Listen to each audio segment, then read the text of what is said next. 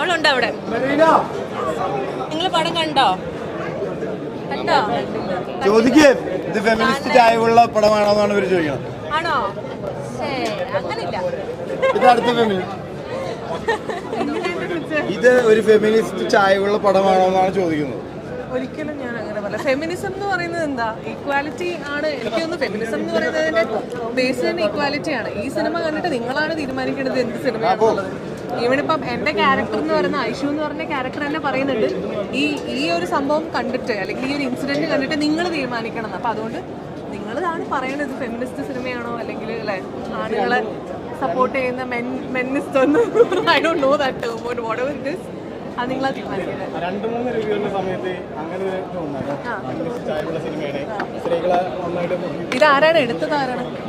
അല്ല ഇതിന്റെ ഡയറക്ടർ സ്ത്രീ അല്ലല്ലോ. അപ്പൊ പുള്ളിയുടെ ലെൻസിലൂടെ പുള്ളിയുടെ കണ്ണിലൂടെ കാണുന്നതൊക്കെ സത്യം പറഞ്ഞു കഴിഞ്ഞാൽ നമ്മൾ ആലോചിക്കണം. കാരണം നമ്മളൊരു സിനിമ കാണുമ്പോൾ അത് എവിടെയെങ്കിലും നിങ്ങൾ സിനിമ കണ്ടിട്ട് നിങ്ങൾ പറയാം. പല റിവ്യൂകളും വരും. ഇപ്പൊ ആദ്യത്തെ ദിവസമല്ലേ ആയിട്ടുള്ളൂ. ഇനിയും കാര്യങ്ങൾ വരട്ടെ. ചർച്ച ചെയ്യാനായിട്ട് ആൾക്കാർ മടിക്കുന്ന ഒരു വിഷയമാണ്. ഇതിപ്പോൾ ഫാമിലിയിലാണെങ്കിൽ പോലും വൈഫ് പുറത്ത് വീട്ടിൽ പോലും പറയാനായിട്ട് മടിക്കുന്ന, അല്ലെങ്കിൽ പാർട്ട്ണർ ഉണ്ടെങ്കിൽ അയാൾ പോലും പുറത്തേക്ക് പറയാൻ മടിക്കുന്ന ഒരു സബ്ജക്റ്റാണിത്. അത് വിവേകാനന്ദനെ റെപ്രസെൻ്റ് ചെയ്യുന്ന ഒരുപാട്, ഞാൻ പറയുന്നില്ല, വിവേകാനന്ദനെ റെപ്രസെൻ്റ് ചെയ്യുന്ന ഒരുപാട് ആൾക്കാരുണ്ട്.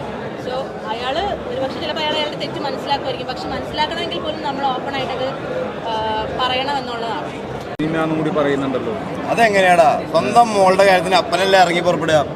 അപ്പൊ അപ്പൻ ഫെമിനിസ്റ്റ് ആണോ ആണിസാണോ? ആണോ? എന്റെ അമ്മേനെ അന്നേന്ന് വേർപ്പെടുത്താൻ പറ്റൂ? അമ്മേന്നല്ലേ നമ്മളുണ്ടാവണം. അപ്പൊ നമ്മളൊക്കെ ഫെമിനിസ്റ്റ് ആണോ? അല്ല. നമ്മളാണും പെണ്ണും അടങ്ങിയ സമൂഹമല്ലേ? ഇതൊക്കെ വ്യക്തികളല്ലേ? എല്ലാവരും വ്യക്തികളല്ലേ? അതിൽ ഫെമിനിസം ഒന്നും അല്ലെങ്കിൽ ആണിസം ഒന്നും കൊണ്ട് മാറ്റി നിർത്താൻ പറ്റുമോ? ഇതിനെ അങ്ങനെ മാറ്റി നിർത്തി നമ്മളുണ്ടാവും.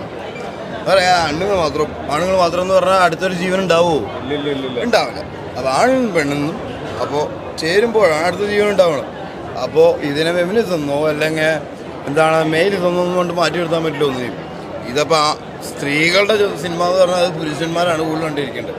പുരുഷൻ്റെ സിനിമ എന്ന് പറഞ്ഞാൽ സ്ത്രീകളാണ് കൂടുതൽ കണ്ടിരിക്കുന്നത്. ചേട്ടൻ്റെ ഒരു ഇന്റർവ്യൂവിൽ ചേട്ടൻ പറയണത് ഈ മതം ഒരു അവതാരങ്ങൾ ചോദിച്ചില്ലായിരുന്നു. മതം പറയാതിരിക്കാൻ കാരണം എന്താണെന്ന് ചോദിക്കാം. എന്തുകൊണ്ടാണ് അങ്ങനെ ചോദിക്കാൻ കാരണം? എന്തുകൊണ്ട് പുള്ളി എന്നോട് ചോദിക്കാൻ കാരണം? അത് പുള്ളി എന്നോട് ചോദിച്ചു വിശ്വാസിയാണോ?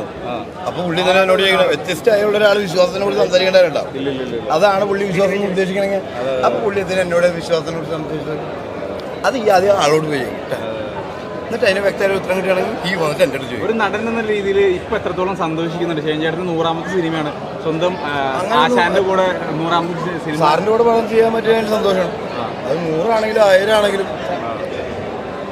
അതിന്റെ വ്യത്യാസം തോന്നും. നിങ്ങളുടെ ഡിസൈനർ ഹോം എന്ന സ്വപ്നം യാഥാർത്ഥ്യമാക്കുന്നു. സാൻബിൾഡ് ഡിസൈൻഡ് ബൈ കോൺസെപ്റ്റ്സ്.